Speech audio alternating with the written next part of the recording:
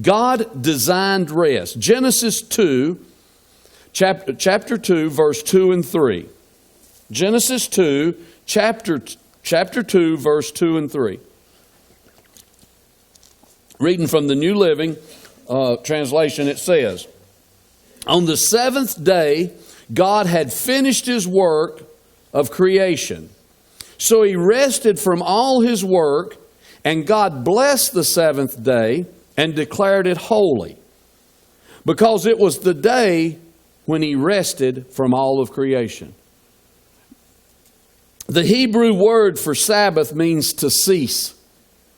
God didn't rest because He was tired. He rested because He was finished with His work. God designed the Sabbath for two main reasons: to celebrate creation as a sign and as a sign of salvation. There's two reasons that He gave us the Sabbath. One was to celebrate what He had created. Number two, it was a sign of salvation that would come through our trust and complete rest in the finished work of Christ. God demonstrated the rest. Exodus 16, verse 26 through 29. I'm going to hit you with a lot of scriptures, just hang on. Moses said, "You may gather food for 6 days, but the seventh day is the Sabbath. There will be no food on the ground that day." So some of the people went out anyway on the seventh day. You ain't the only one that ever disobeyed God.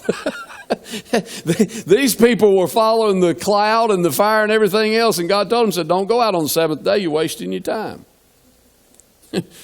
And some of them went out anyway on the seventh day, but they found no food. Now there's right here, let's just stop for a minute. This is how we don't bear fruit. When God tells you to do something, you will bear much fruit.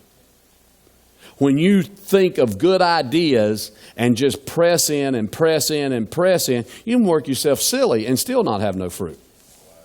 I've been there. We call that Ishmael ministries.